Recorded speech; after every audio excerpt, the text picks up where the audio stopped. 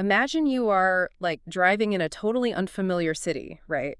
And your GPS confidently tells you to take a left turn straight into a lake. Yeah, that happens. Right, and for a human driver, I mean, this is an easy save. You look out the windshield, you see the water, and you hit the brakes. You instantly learn not to trust that specific instruction. Exactly. But for an autonomous AI agent, it just drives right into the water. Right into the lake. It does this because its internal map, its foundational logic is permanently frozen in time.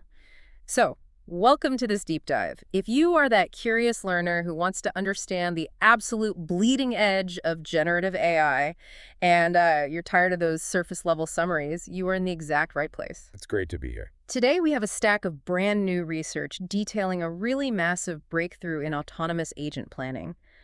The mission today is to unpack a fascinating paper. It's titled Self-Evolving World Models for LLM Agent Planning, and it's by researchers Xuan Zhang, Wengshuan Zhang, Xiqiang Nang, and Yang Ding.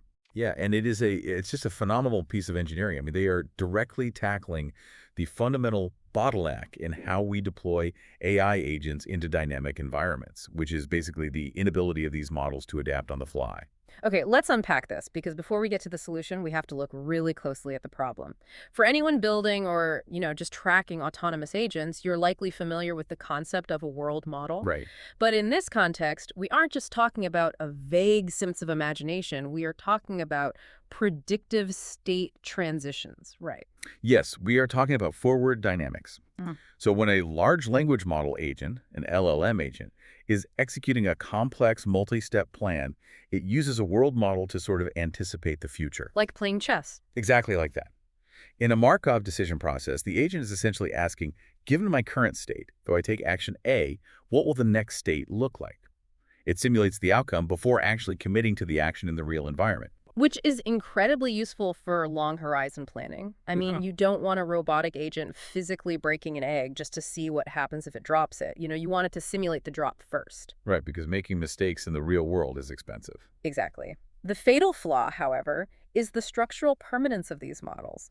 These LLMs have billions of parameters, so when they are deployed into complex virtual worlds or real-world robotics, they're deployed entirely frozen. Yeah, and they have to be. Updating a massive LLM with gradient-based parameter adjustments in real time is computationally ruinous. It's just too slow and too expensive. And there's another risk too, right? Yeah, the secondary and perhaps more dangerous effect is catastrophic forgetting. Oh, wow, yeah. If you constantly tweak the foundational weights of the neural network to teach it, say, one highly specific physics rule for a virtual kitchen, the network might suddenly lose its ability to parse basic Python code or solve algebraic logic. The knowledge literally just gets overwritten. So engineers freeze the weights to keep the model stable. But the tension there is that the environments these agents operate in are incredibly messy. I mean, they shift, the rules change. Right.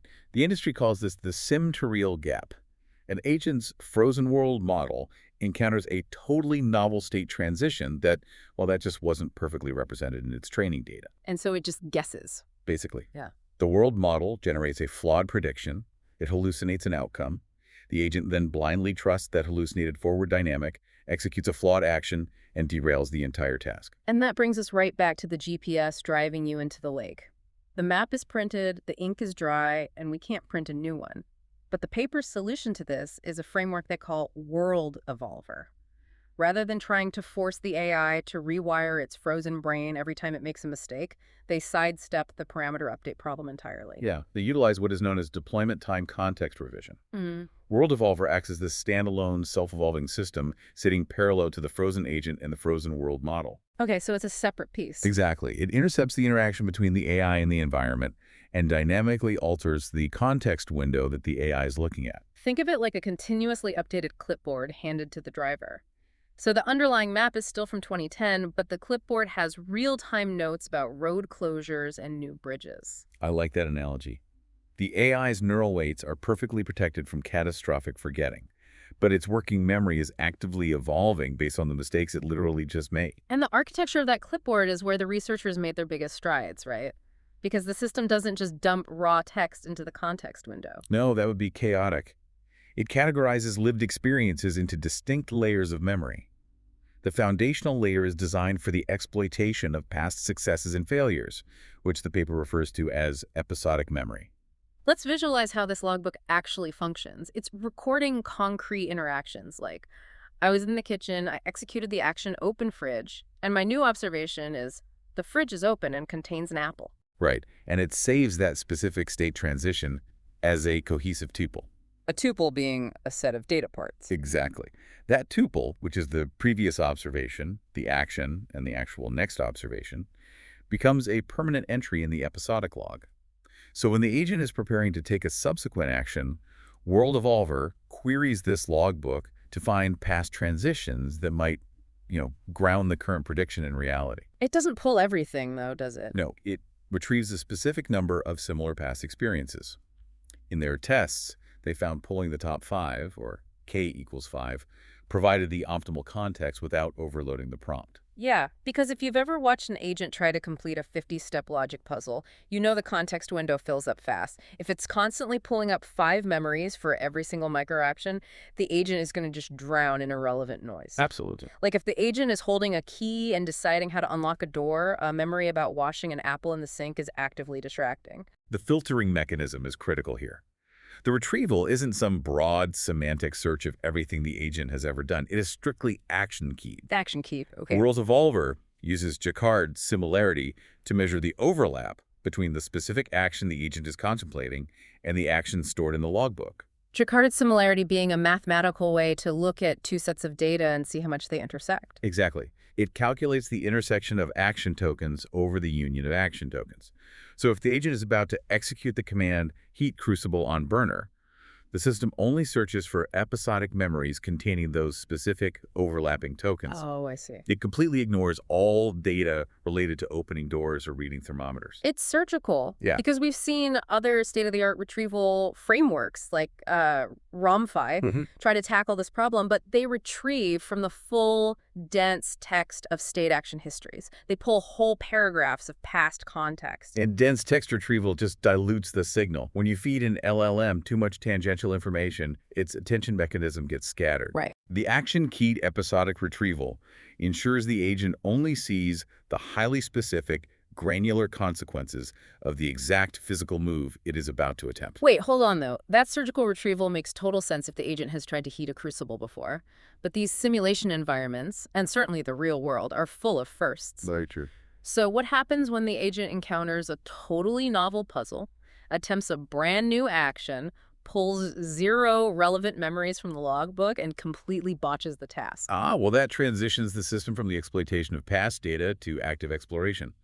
When the episodic logbook comes up empty, or when an action fails in a new way, the framework leverages its semantic memory. Semantic memory, okay. This is where WorldEvolver actively learns generalized rules from its mismatches.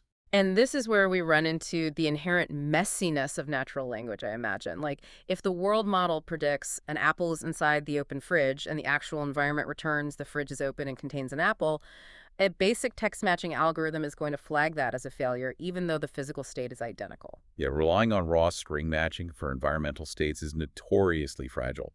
So to solve this, the researchers built an observation factorizer. An observation factorizer, what does that do? This is a lightweight secondary LLM function whose sole purpose is to act as a translator. It takes the messy, probabilistic natural language output of both the prediction and the actual environment, and it distills it into deterministic JSON triples. Breaking reality down into subject, predicate, object. It literally parses the scene into arrays, like bracket, quote, fridge one, quote, quote, state, quote, quote, open quote, bracket. Oh, wow, that is specific. And then, quote, apple 1 location inside fridge 1. Once both the hallucinated prediction and the harsh reality of the environment are factorized into this rigid JSON structure, the system runs a direct logical comparison. It distills the environment into pure logic gates. Yeah. So if there is a discrepancy between the predicted JSON and the actual JSON, meaning the world model hallucinated a physics interaction that didn't actually happen, it triggers a learning event. Right. An LLM critic is called in to analyze the exact delta between those JSON arrays. The critic looks at what was expected, looks at what actually occurred, and generates a preservation rule. Okay, here's where it gets really interesting. Think about a toddler touching a hot stove for the first time. The toddler's internal world model predicts the stove is just a shiny table, they touch it, and the actual observation is a burned finger. A painful mismatch. Exactly. The mismatch between shiny table and extreme pain generates a rule. But the toddler doesn't just remember that one specific stove on that one specific Tuesday, because that would be the episodic logbook. Instead, they write a sticky note for the front of their mental clipboard. A generalized rule, stoves equal hot, do not touch. In the language of the paper, that sticky note is a frame axiom. Let's say the agent in a virtual lab predicts that visually inspecting a beaker will cause the beaker to move to a different table. The actual observation shows the beaker remains stationary. Which obviously makes sense to us. Right. So the critic generates a semantic rule. Examining an object does not change its location. And it attaches an evidence score to that rule. Exactly. The evidence score is the self-correction mechanism. Every single time that rule proves true during future interactions, the score increments. If the environment contradicts the rule, the score decrements. So it weeds out bad rules. Yes. Only rules with a positive, validated evidence score are appended to the semantic memory clipboard. It's actively extracting the laws of physics of its universe purely from its own failures and weighting them by reliability. So when the world model tries to predict the future again, its context window is explicitly constrained by these proven, generalized axioms. The frozen brain is suddenly operating with an evolving understanding of its environment. I get the mechanics of the logbook and the sticky notes, but put yourself in the agent's shoes for a second. You are facing a completely alien, bizarre puzzle. No past experiences match, and no sticky notes apply. Okay. Your world model generates a prediction that is essentially just a wild guess.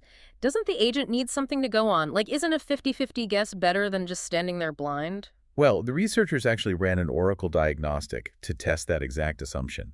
And the data they returned is counterintuitive, but definitive. Some advice is absolutely not better than no advice. Yeah. They isolated a fixed agent using the Gemma 426B model architecture. When the agent was given zero foresight, so just allowed to act on its base policy without a world model predicting the future, its accuracy hovered around 0.385. Okay, so that's the baseline. When they provided it with perfect Oracle-level foresight, a literal cheat code telling it exactly what the environment would do, accuracy spiked to 0.493. Perfect advice obviously helps. Right. But the critical data point is what happened when they fed it noisy foresight. When the world model provided predictions containing inaccuracies or hallucinations, the agent's accuracy plummeted to 0.344. Oh, wow. It performed measurably worse than if it had been left completely alone. It's the confidently wrong co-pilot. If your co-pilot tells you the runway is clear when it isn't, you crash. You would have been vastly better off just flying visually by yourself. Exactly. So how does WorldEvolver stop the confidently wrong co-pilot from just grabbing the steering wheel? They implemented a mechanism called selective foresight, which functions as a strict confidence gate.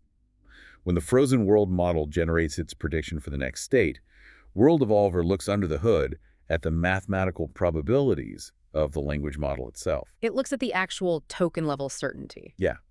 Every token an LLM generates comes with a probability score of how likely it is to be correct based on the model's training. WorldEvolver calculates the geometric mean of those token probabilities across the entire prediction. The choice of the geometric mean there is vital, right? I mean, if they just took a simple average, one incredibly confident 99% certain token, like the word "the," could mathematically mask a dozen low-confidence, heavily hallucinated tokens that make up the actual physics prediction. Exactly. By using the geometric mean, you are multiplying the probabilities. A single near-zero probability token pulls the entire aggregate score down dramatically. It totally prevents the model from hiding its uncertainty. It forces the AI to rigorously grade its own homework. Yes. Once that geometric mean is calculated, it's normalized into a confidence score between 0 and 1. If that score drops below a predefined threshold, WorldEvolver triggers the gate. It shuts it down. It actively censors the world model. It filters the prediction out entirely, handing the agent a blank output for that step. It basically forces the world model to say, I'm not sure, you're on your own for this one. The agent is left to act on its base policy, fully protected from the cascading failure of bad advice. And that triad, episodic memory for exploitation, semantic memory for exploration, and selective foresight for safety, makes up the complete framework. Right. To truly validate it, the researchers deployed this system into two notoriously unforgiving testing environments. Let's talk about this proving grounds. They used ALF World, which is a text-based virtual household simulator. The agent has to string together long sequences like navigate to the kitchen, find a specific knife, wash an apple, cut it, and place it in the microwave. Very tedious stuff. Yeah. The second environment was Science World, which requires significantly more complex logical reasoning. Yeah, that one is brutal. The agent operates in a virtual school environment, conducting chemistry experiments, understanding melting points of mysterious objects, and navigating strict environmental physics. Heavy-duty, multi-step logic where a single hallucinated state transition early on will ruin a 30-step experiment. And they tested this across multiple backbone models, primarily Gemma 426B and Qwen 3.59B. They also evaluated it against different agent reasoning styles. They tested standard React agents, which interleave reasoning traces with actions, and Reflect agents. Reflect agents are already designed to include a self-reflection step after a failure. Right. Yet even against a Reflect agent, which is inherently trying to learn from its mistakes, WorldEvolver provided a massive performance boost. Really? Why is that? Well, reflections are ultimately bounded by its frozen context window and its internal weights. It can only reflect on what it can immediately remember. WorldEvolver provides an external, dynamically filtered, theoretically limitless history. They pitted this setup against baselines like zero-shot standard prompting, the ROM-phi dense retrieval we talked about earlier, and a framework called ITPI, which is iterative task planning. Looking at the data charts in the paper, WorldEvolver didn't just edge them out. The performance delta is staggering. On the Gemma 426B model, navigating Science World, simply activating the episodic memory module drove exact match accuracy up by 23.5% compared to using no memory at all. A 23.5% jump just from handing the agent a well-organized logbook of its immediate past actions? That's crazy. What's even more revealing in this data is the impact of Module 3, that selective foresight confidence gate. Oh, absolutely. When they tested the framework on the smaller Qwen 3.59B model, the abstention mechanism was triggered much more frequently. Smaller parameter models inherently hallucinate more often when faced with complex dynamics. The geometric mean of their token probabilities drops much faster. Which means the confidence gate trips more often, acting as a crucial safety net. The weaker the brain, the more it relies on the filter to save it from itself. The ultimate validation of the system, however, is found in the cumulative success rate. The researchers ran the agents through 5 consecutive trials of the exact same long-horizon tasks. And if you look at the graph of the baselines, like ROM-phi, ITPI, the lines stay relatively flat across all 5 trials. Yeah, they hit a ceiling because their foundational brains are frozen. They make the same structural mistakes in trial 5 that they made in trial 1. But the trajectory for WorldEvolver scales upward with every single iteration. By trial 3, trial 4, the semantic memory has accumulated a highly robust set of validated preservation rules, those sticky notes. The episodic memory has built a rich surgical library of past transitions. The agent actively gets smarter, faster, and more successful in its environment without a single engineer writing a line of new code and without running a single computationally expensive gradient update. So what does this all actually mean for you? If you are a developer, an enterprise leader, or just someone trying to keep your head above water with the breakneck speed of generative AI, the takeaway here is profound. It really is. The future of autonomous agents isn't solely about building infinitely larger trillion-parameter brains that we have to endlessly retrain. It's about architecture. It's about giving these models the external frameworks to curate their own working memory dynamically. The implication for real-world deployment centers on trust and auditability. The industry is struggling right now with the black box nature of LLMs. Oh, heavily. If a robotic agent makes a catastrophic error on a factory floor, it is incredibly difficult to untangle billions of neural weights to figure out why it misfired. But with this framework, the AI is literally writing its own instruction manual in plain text. Yes. You, as a human operator, can open up the semantic memory clipboard and read the exact JSON triples and the text-based frame axioms the AI generated. You can see the evidence scores. You can see the explicit rules it extracted from its failures. It's totally transparent. An AI that adapts in real time while providing a perfectly auditable, human-readable trail of its learned heuristics is vastly more viable for enterprise deployment than a frozen black box. It takes the mystery out of the machine's reasoning. Which leaves me with a final, slightly provocative thought for you to chew on as you go about your day. Okay, let's hear it. If an AI can now systematically extract the laws of physics and the logic of its environment purely from its own failures and store them in an external memory framework, what happens in 3 or 5 years? When the sticky notes of an AI's lived experience become vastly larger and perhaps even more valuable than its original foundational training data. That's a fascinating thought. Right, like could an AI's unique personality, its specific domain expertise, eventually live entirely outside its brain on its external clipboard? It completely reframes our definition of where an artificial system's true intelligence actually resides. It turns out you don't need a perfectly polished, continuously updated crystal ball to navigate a shifting world. You just need a really well-organized clipboard, a strict filter for your own nonsense, and, the structural humility to learn when you drive your car into a lake. Thanks for joining us on this deep dive. Keep questioning, keep learning, and we will see you next time.